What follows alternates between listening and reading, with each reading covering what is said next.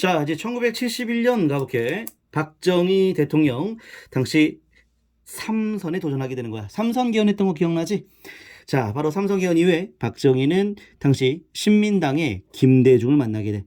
신민당의 김대중은 야당으로서 당시 도시에서 많은 표를 얻어서 야도의 모습을 보였고, 당시 여당인 박정희 집권당이지 바로 촌에서 많은 표를 얻었는데 농촌이 되겠지.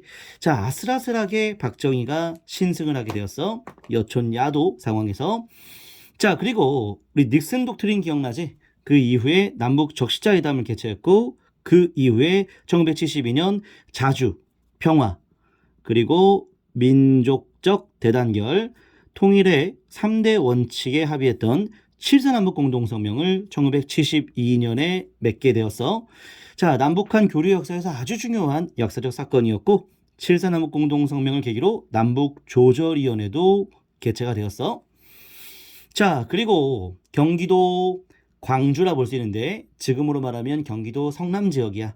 자, 그 지역에서 당시 서울의 빈민들을 경기도 광주로 이주시켰고 아주 열악한 현실에 분노하면서 시위를 전개했던 그 사건을 광주 대단지 사건이라고 하고, 이 사건이 71년이었다는 거 기억해주고, 자, 그리고 1972년에는 우리 아까 전에 60년대 후반에 외채 상환 압박이 있었다 하지 않았나? 자, 그 상황을 해결하기 위해서 당시 정부에서 기업에 개입하게 된 거야. 당시 너무나 많은 사채로 인하여서 부도 직전의 상황인 기업들을 회생시키기 위해서 사채를 동결시켰다는 내용이지. 자, 사채 동결은 자, 1972년 8월 3일 날 사채 상환 압박이 있었는데 그 사채 상환을 유예했다라 볼 수가 있겠어. 그 기간을 좀 늘려줬다라고 볼 수가 있겠지. 자, 그리고 이제 1972년 7차 개헌, 이게 바로 유신헌법이 되겠어. 아, 굉장히 중요한 헌법이지. 이 유신헌법에 대한 내용, 자, 앞으로 자세히 나오게 될 것이야. 자, 1972년부터 79년까지 유신체제라 볼 수 있는데, 유신체제, 박정희가 무소불위의 권력을 갖게 되지. 대통령이 초헌법적인 권한을 갖게 되는 거야. 그걸 바로 유신체제라고 하는 거야. 자, 박정희. 자, 통일주체국민회의라고 하는 기관을 통해서 대통령이 당선되었어. 국민 직선제가 아니었어. 자, 박정희가 8대 대통령이 당선되었다는 얘기인데 이것은 이거하고도 관련이 있어. 우리 아까 전에 배웠던 김대중의 성장이야. 자, 김대중 이자의 성장으로 인해서 박정희는 자, 이제는 국민 직선이 아니라 통일주체국민회의가 대통령을 뽑는 간선제를 택하게 되었어. 이게 바로 유신헌법이라 얘기할 수 있겠어. 통일주체국민회의 꼭 기억해두자. 자, 그리고 북한도 사회주의헌법을 제정하면서 김일성이 주석체제를 더욱더 강화시켰다 볼 수가 있겠고, 결국에는 칠사라고 하는 것이 자, 남한에는 유신, 북한에는 사회주의헌법 제정, 체제를 강화시키는, 독재체제를 강화시키는데 활용하게 된 꼴이 되었지. 자, 어쨌든 박정희 72년부터 3차 경제개발계획, 자, 이때부터는 중화학공업이 육성이 되었다라고 볼 수가 있겠어. 그래서 자, 73년에 말이야, 여기 포함되지 않은 게 아주 하나 중요한 게 하나 있는데 바로 뭐냐면 포항제철이 완공이 돼.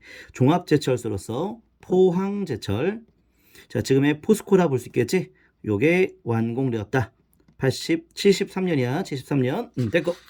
자, 1973년 6.23 평화통일선언은 자, 호혜평등의 원칙하에 문호개방을 우리가 북한한테 촉구한 건데 북한이 거부했던 사건이었고, 김대중이 납치당해서 죽을 뻔했던 사건이 있었어. 김대중 납치 살해 미수 사건이라 볼 수 있어. 73년이야. 자, 그리고 1차 석유파동, 1차 오일 쇼크라고도 하지. 전 세계의 석유 가격이 폭등했던 사건이었는데 이 상황을 해결하기 위해서 우리 근로자들도 중동에 많이 진출하게 된 거야. 장준하, 이 장준하가 100만인 서명운동을 전개했어. 바로 유신에 대해서 반대하는 시위라 볼 수가 있겠지. 허나 자, 이 장준하는 그 산에서 갑자기 시신으로 발견되었어. 예, 74년 가볼게. 자, 74년은 긴급조치 1호, 바로 대통령의 초헌법적인 권한이 발표됐던 사건이 있었고, 전국 민주청년학생총연맹, 전국 민주청년학생촌연맹, 바로 줄여서 민청학년 사건이라고 해. 민청학년 사건. 자, 이 사건 바로 학생들도 유신에 대해서 반대 투쟁을 전개하다가 결국에는 처벌당했던 사건이 되겠지. 자, 그리고 인민혁명당이 그 배후에 있었다라고 해서 관련자들을 또 구속했고 사형까지 시켰던 사건이었고, 그다음에 자유언론 추천선언은 유신에 반대하는 언론인들의 활동이라 볼 수 있겠어. 특히 주도했던 신문사가 동아일보라고 얘기할 수 있겠어. 자, 1974년 8월 15일 날 말이야. 지하철 1호선이 개통되는 그 날인데, 그 날에 바로 유경수 여사, 박정희의 부인이었지. 그 유경수 여사가 이 조총련계의 문세광이라고 하는 자의 총을 맞고 사망했던 사건이 있었어. 1974년 8월 15일이었어.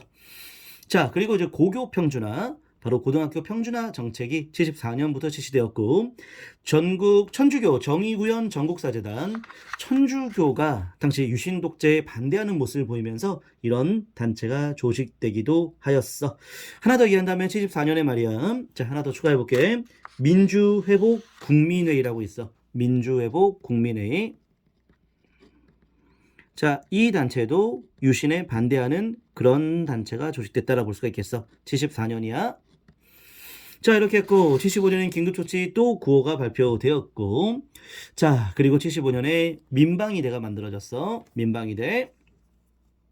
자, 성인 남자 대상으로 지역을 상시 지킬 수 있도록 민방위대가 설치되었고, 자, 그 다음에 76년 3.1 민주구국선언, 이것도 유신 반대 투쟁이 명동성당에서 있었다라는 것이 제하인사 중심으로 이 선언이 발표되기도 했었다라는 얘기야. 76년 좀 기억해줘야 돼. 76년 3.1 민주구국선언. 한평 고구마 사건, 한평 지역의 고구마 가격이 폭락했기 때문에 있었던 사건이 있었고, 판문점에서 당시 북한군과 유엔군 사이에서, 미군이지 미군 사이에서 당시 충돌했던 사건이 있었어. 그 과정에서 미군이 북한군에 의해서 죽임을 당했던 판문점 도끼 만행 사건이라는 것도 있다라고 기억하면 되겠고, 자, 77년이야. 이때는 100억 불 수출 달성이라고 하는 우리의 아주 가시적인 큰 성과, 경제적인 목표를 일찍 달성하는 그런 일들이 77년에 있었고, 자, 78년에는 총선에서 아까 얘기했던 야당 있지? 그 신민당이 승리를 거두었던 그런 모습이 78년에 있었고, 자, 고리 원자력 1호가 바로 78년에 준공하였다는 얘기야. 원자력 발전소의 시작이 70년대 후반이라는 걸 기억해야겠지? 한미연합국사령부, 한미연합사가 78년에 만들어졌고, 79년 아주 중요하다. 자, 2차 석유파동, 79년에 있었고, 그 다음에 YH 무역사건, YH 여공들이 당시 파업에 반발하면서 시위를 전개했는데, 그 시위를 전개했던 곳이 신민당사였고, 그 과정에서 당시 무력으로 진압당하는 사건이 있었어. 자, 당시 국회의원뿐만 아니라 많은 신민당에 있는 이 당직자들도 큰 부상을 입었지. 그 과정에서 신민당 대표였던 김영삼이 당시 해외 언론과 인터뷰하는 과정에서 박정희를 비난하는 그러한 내용들이 있었고, 그걸 계기로 김영삼을 국회에서 아예 제명시키는 사건이 있었어. 자, 김영삼은 전라도가 아니라 경상도 지역이지. 경상도 지역의 민주화의 상징적인 인물이었어. 가장 정치인으로서 경상도에서 지지를 많이 받고 있었던 인물이었는데, 자, 그곳에서 시위가 전개된 거야. 바로 부산과 마산이었지. 부마민주항쟁 과정이 일어났는데, 이때의 군인들이 출동하기도 했었고 공포 분위기를 조성하기도 했었지. 자, 그런데 말이야, 부마민주항쟁이 활성화되고 굉장히 시위가 격렬해지는 상황에서 당시 박정희는 이들을 다 무력으로 진압할 계획을 세우고 있었지. 자, 그것을 알았던 김재규, 박정희의 머리에다가 총을 쏘게 되는 거야. 이게 이른바 12.6 사건이지. 박정희 서거 사건이 되겠지. 자, 요 관련된 영화도 많이 나왔지. 자, 그래서 이제 12.6 사건이 있었고, 자, 그래서 박정희가 갑자기 사망함에 따라 당시 국무총리였던 최규하가 통일주체국민회의, 아직도 통일주체국민회의가 있다는 걸 기억해줘야 돼. 유신 체제는 끝났지만 유신 헌법은 유효했기 때문에 그래. 그 통일주체국민회의에서 최규하를 제10대 대통령으로 당시 취임시켰고, 자, 그런데 12.12 군사 쿠데타, 바로 신군부 세력이야. 신군부, 당시 신군부를 이끌고 있는 사람이 바로 육사 출신의 전두환이었어. 이 전두환 주도로 12.12 군사 쿠데타. 바로 아까 얘기했던 5.16 군사정변의 자 2탄격이라 볼 수가 있겠어. 자 12.12 군사 쿠데타를 토대로 신군부가 권력을 장악하고자 했었고 그에 반발했던 그런 시위들이 서울 전역에서 확산됐던 걸 이른바 1980년 서울의 봄이라고 하는데 그 1980년의 역사는 우리 자, 좀 이따 살펴보도록 할게. 자, 잠깐 우리 빈칸 채우고 넘어가야겠지? 가끔씩 빈칸 내가 까먹을 때가 있는데 빈칸 꼭 확인하고 가야겠다. 꼭 기억해야 될 빈칸들 같이 채워보도록 할게. 꼭 기억해야 될 연도가 되는 거지? 1972년이야. 무슨 헌법이라고? 시작! 유신헌법. 유신헌법이 제정되었지. 헌법의 역사는 우리 연도 꼭 기억하자 했었어. 바로 튀어나왔으면 좋겠어. 자, 그 다음에 1974년에 유신 반대투쟁 민청항령 사건 되겠지? 자, 유신에 반대하는 이런 사건들은 연도 1년 단위로 좀 체크할 필요가 있겠어. 자, 우리 장주나 백만인 서명운동이 우리 73년이라고 했었지? 그리고 민청항령 사건은 74년이라고 했고 그 다음에 자 언론계 자유언론 실천선언 74년이라고 했었지? 그리고 천주교 정의구현 전국사재단도 74년이라고 했었고 자 그리고 자 1976년에 말이야 3.1 민주국 선언 꼭 기억해줘야겠지. 자 이렇게 했고 우리 아까 전에 75년에 뭐 만들어졌다 얘기했지? 민방위대라고 얘기했지. 민방위대는 현재도 계속 지속되고 있지. 75년부터 지금까지. 자 그리고 77년에 아주 가시적인 성과 경제사 문제로 많이 나오는데 100억 불 수출 달성이 있었어. 1977년이었지.